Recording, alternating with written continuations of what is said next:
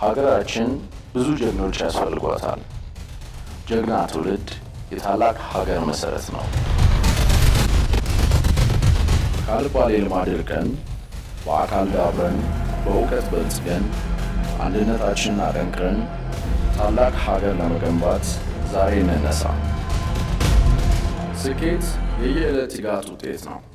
ማልደን እንነሳ፣ ጸሎታችንን እናድርስ፣ አካል ብቃት እንቅስቃሴ እናድርግ፣ ቀናችንን በብርታት እንጀምር፣ በእቅድ እንመራ፣ በስኬት እንገናኝ።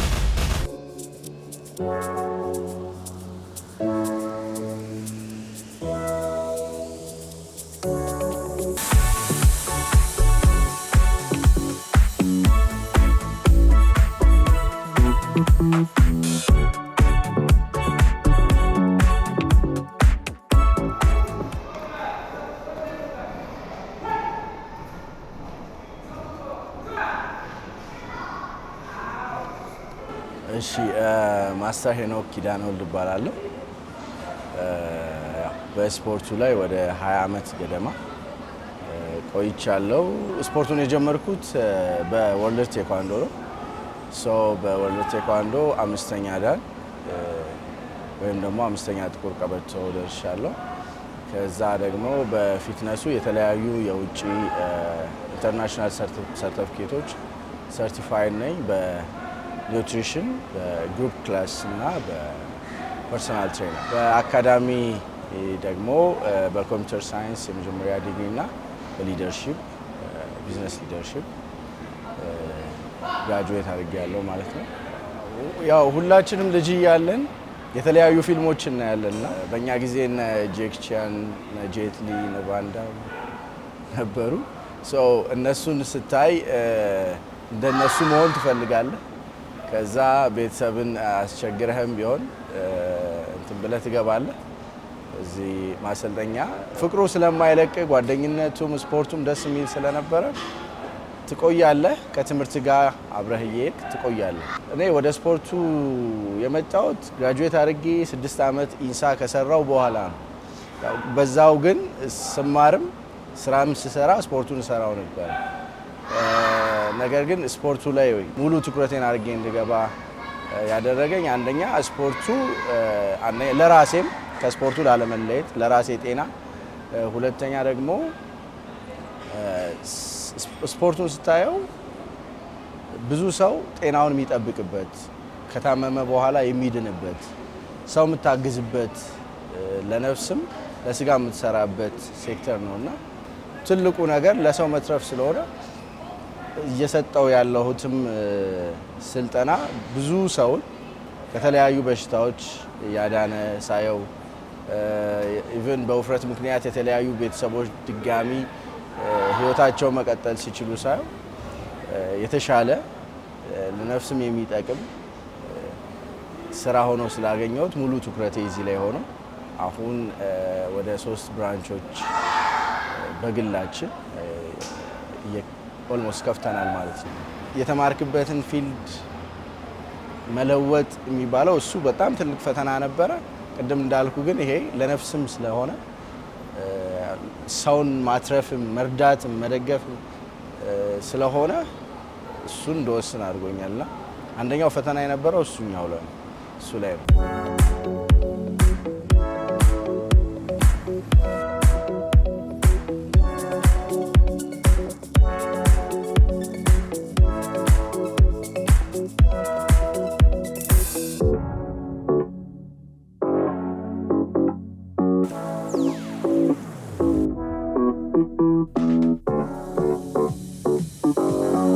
መጀመሪያ ውፍረት ሰውነታችን ከሚፈልገው በላይ የስብ ክምችት ሰውነታችን ሲይዝ እሱን ሳይንሳዊ በሆነ መንገድ መቀነሱ ተገቢ ነው። አንዳንድ ሰው ከሰው አይቶ የሰውን የምግብ ፕላን ሊጠቀም ይችላል። ለምሳሌ ስኳር ያለበት ሰው ወይ ግፊት ያለበት ሰው ወይ ኮሌስትሮል ያለበት ሰው ራሱ ኤግዛማይን ተደርጎ ነው የራሱ ዳይት ፕላን ሊዘጋጅለት የሚገባው። ሁለተኛ ቀናቶቹ ናቸው። የ30 ቀን፣ 60 ቀን፣ 90 ቀን የሚሉ አሉ። ብዙ ጊዜ ሰው ቶሎ መቀነስ፣ ቶሎ ለውጥ ይፈልጋል። ቶሎ ለውጥ መስልም መጨመር ስትፈልግ ቶሎ መስኩላር መሆን ትፈልጋለህ። ጡንቻ ቶሎ እንድትለወጥ ሁሉም ሰው ነው የሚፈልገው። ግን ተፈጥሯዊ በሆነና ሳይንሳዊ በሆነ መንገድ ስትሄድ ፕሮሰስ አለ፣ ሂደት አለ።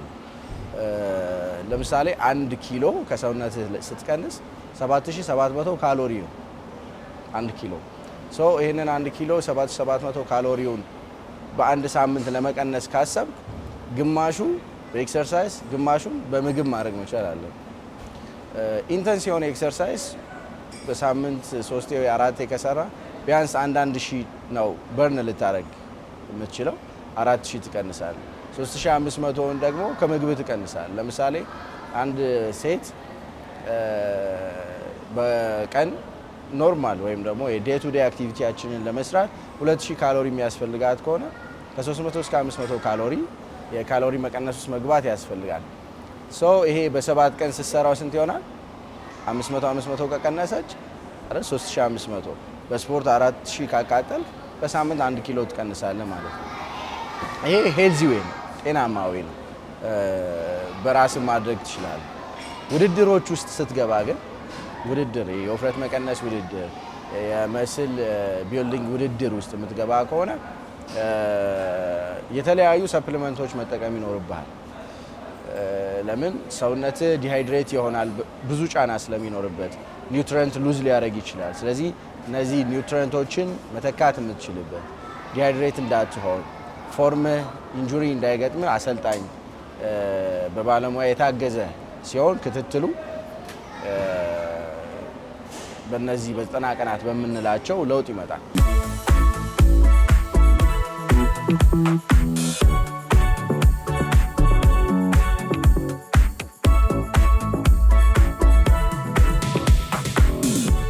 ይሄ የ30 ቀን የ60 ቀኑ ሰው ይመርጣል ስል በጣም ፋቲ ወይም ደግሞ በጣም ኦብስ የሆነውን ሰው በዛ በአንድ ወር ውስጥ ቦርጩን ልታጠፋለህ፣ ሰውነቱን ልትቀንስ አችል። ለፕሮሞሽን የሚቀር ነገር ነው እንጂ ፋክት አይደለም። 1 ኪሎ ለመቀነስ 7700 ካሎሪ ሉዝ ማድረግ አለ። በሳምንት ኢንተንስ የሆነ እንቅስቃሴ 4 ቀን እንኳን ብትሰራ 4000 ካሎሪ ነው ልታቃጥል የምችል። ምግብን 500 ካሎሪ ብትቀንስ 3500 በሳምንት ሄልዚ ዌይ የሚባለው 1 ኪሎ ነው ማለት ነው። ምን ያህል ኒውትረንት ከሰውነት ሉዝ ልታደርግ ትችላለህ፣ እሱም በምን መተካት አለብህ የሚለው መታወቅ አለበት። ኤክሰርሳይዝ ስትሰራ የትኛው ኤክሰርሳይዝ መሆን መቻል አለበት። ዋናው ዓላማችን የሰውነታችንን ፋት ቀንሰን የሰውነታችንን ጡንቻ መጠበቅ ከቻልን መጨመር።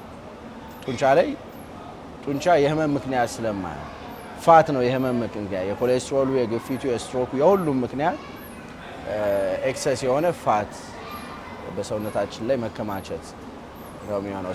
ሳይንሱ ይሄን ነው የሚመስለው።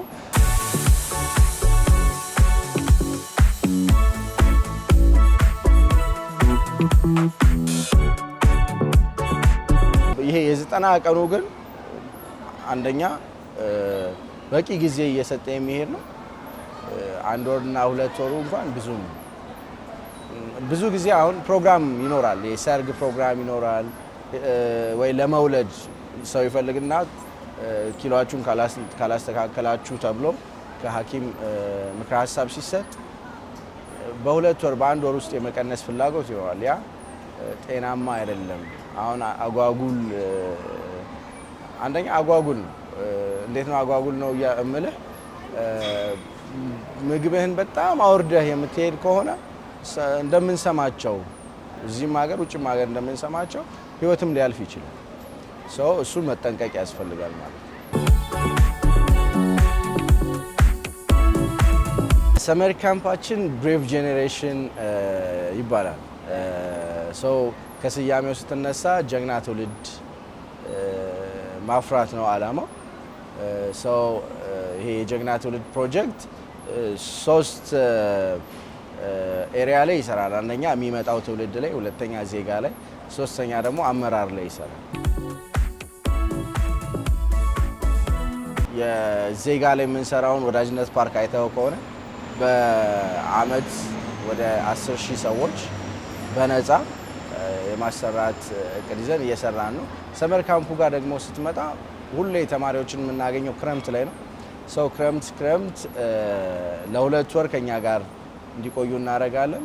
በዚህ 2 ወር ውስጥ በአካላቸውም በአይምሯቸውም ለቀጣይ ዓመት የተዘጋጁ ለማድረግ ጥረት እናደርጋለን። ይህንን ለማድረግ ምንድነው የምንጠቀመው? የተለያዩ ስልጠናዎች ይኖራሉ። የቴኳንዶ፣ የዋና፣ የጂምናስቲክ፣ የኢንዶር ጌም እና የካራክተር ቢልዲንግ። ዛሬ አሁን ስለ ሪስፖንሲቢሊቲ እየተማሩ ነው። ጠዋት ብድግ ብለው አይደለም የሚወጡት ብዙ ጊዜ።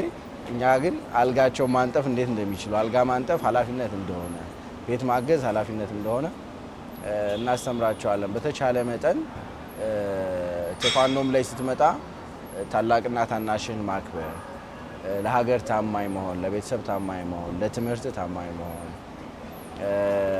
የአይበገርነት ይሄ ያለመሸነፍ መንፈስ፣ ተስፋ ያለመቁረጥን ማንነት እንዲላበሱ በየቀኑ እናስተምራቸዋለን።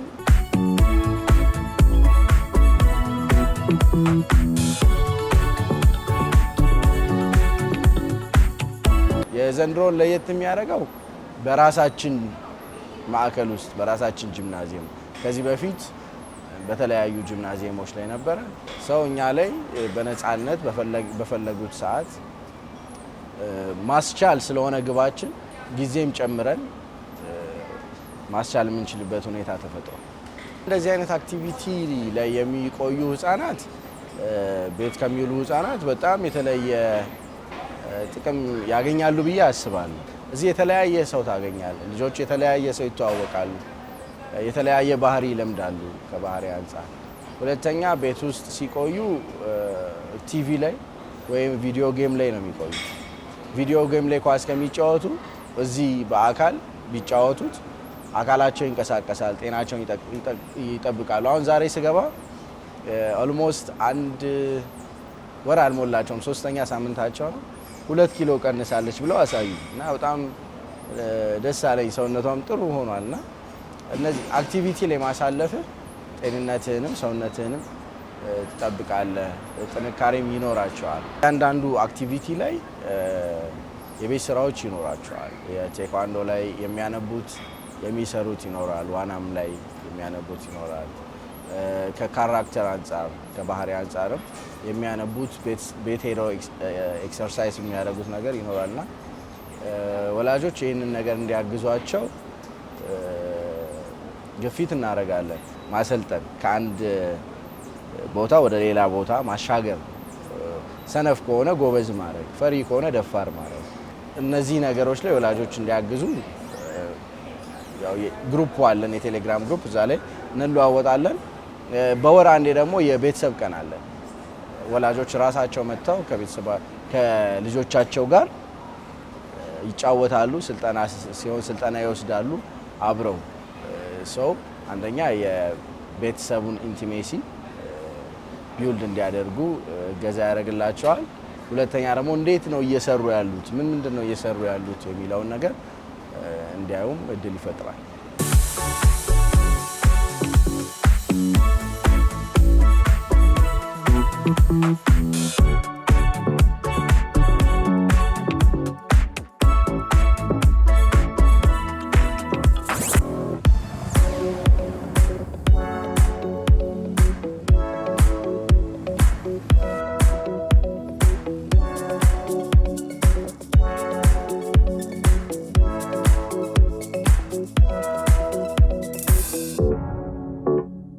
ቻሪቲ እና የሃይኪንግ ፕሮግራም አለ። የቻሪቲ ፕሮግራሙ ደብተር ለሌላቸው ልጆች እያንዳንዱ የሰመር ካምፕ ሜምበር ደብተር ያዋጣል። ልብስና ጫማ የሌላቸውንም ሰዎች እንደዚሁ ከሰመር ካምፕ እያንዳንዱ ልጅ መስጠትን ይለማመዳል። ካለው ላይ እንዲያመጣ እናደርጋለን። በመጨረሻ ደግሞ የሃይኪንግ ፕሮግራም አለን። ከቤተሰብ ጋር ይዘን እንሄዳለን። በዛ በምንሄድበት ሰዓት ደግሞ ዛፍ መትከልን ሀገርን መጥቀም ነው። ኮንትሪቢዩት ማድረግን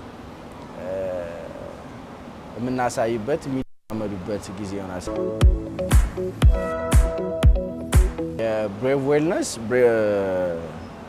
ያው የዌልነስ ካምፓኒ ነው። ዌልነስ ሲሆን ከፊትነስ ትንሽ የሚለየው አካል ላይ ብቻ ሳይሆን አእምሮ ላይ፣ ኢሞሽን ላይ፣ ሶሻል ቢዝነስ ላይ ይሰራል። ለእግዚአብሔር ፈቃድ ቅርንጫፎቻችንን የማስፋት እቅድ አለን። በሚቀጥለው ዓመት ወደ 5 የማድረስ እቅድ አለን።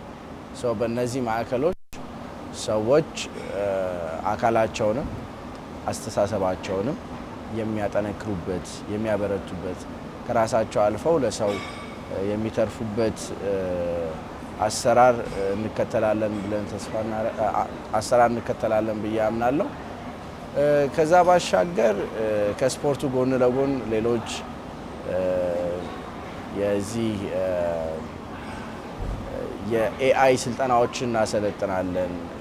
የዚህ አይቲዩ ላይ የማይንድሴት ስልጠና እንሰጣለን ከአዲስ አበባ ስፖርት ቢሮ ጋር ወጣቶች፣ ስርዓት ወጣቶች የሆኑትን በስፖርት፣ በአመጋገብ፣ በማይንድሴት ስልጠና ከሰጠን በኋላ ወደ ስራ የሚገቡበት ሁኔታ እናመቻቻለን። ከዚህ በቀደም ደግሞ የጀመርነው የጀግና ትውልድ እናቶች ላይ የሚሰራ ፕሮግራም አለ። እሱን በአመት 10,000 ብለን ነበረ እስከ 5,000 ነው ልንሄድ የቻልነው በተለያዩ ምክንያቶች። አንደኛ ክረምቱም አያሰራህም ዝናብ ስለሚሆን፣ በቀጣይ እናቶችን ይዘን 5,000ን ደግሞ እንጨርሳለን።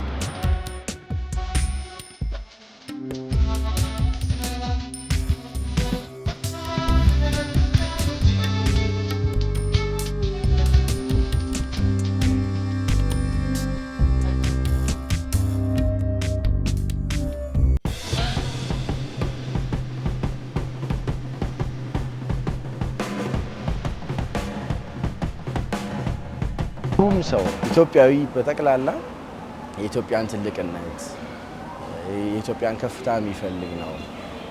እሱን ለማምጣት ደግሞ ሁላችንም በአካልም በአእምሮም ብርቱ ጀግና መሆን መቻል አለብን። ያደጉት ሀገሮች እዚህ ያደረሳቸው ዜጎቻቸው ናቸው። ዜጎቻቸው ዋጋ ከፍለው ጠንክረው ሰርተው ልጆቻቸው በተለያዩ አክቲቪቲዎች ውስጥ ያድጋሉ፣ በተለያዩ ኃላፊነቶች ውስጥ ያድጋሉ። እነዛ ኃላፊነትን ይዘው የሚመጡ በተለያየ በአእምሮም በአካልም የበቁ ልጆች ናቸው መጥተው ዜጎች የሚሆኑት፣ ከዛ አመራር የሚሆኑት። ስለዚህ ሁላችንም በተቻለን መጠን አካላችንን ማበርታት፣ አእምሯችን ላይ መስራት፣ እውቀት ላይ መስራት፣ ሀገር ላይ መስራት የምንፈልገውን ትልቅ ሀገር የሀገርን ከፍታ ያመጣል። በተለይ ወጣቱ በጣም አሁን ሶሻል ሚዲያ ላይ ነው ያለው እና እሱን መቀነስ የምንችልበት መንገድ ቢኖር፣ አዘርዋይስ ሙሉ ቀን ሶሻል ሚዲያ ላይ የምንኖር ከሆነ ቀጣይ ሀገርን የሚረከበው ትውልድ ብዙ ሰው የደከመበትን ሀገር ላያስቀጥለው ይችላል። ስለዚህ ለወጣቶች የሚመክረው ምክር ጤናችሁን ጠብቁ፣ ከሱስ ራቁ፣ ወደ መጽሐፍ ተጠጉ፣ ወደ ስፖርት ተጠጉ። እናንተ ናችሁ የሀገር ተስፋ። ስለዚህ በርቱ፣ ጀግኑ። ምድር ላይ ሁልጊዜ ፈተና አለ። ጀግና የሚያስብልህ ፈተናውን ስታልፍ እና በርቱ ማለት ነው ፈልገው። አመሰግናለሁ።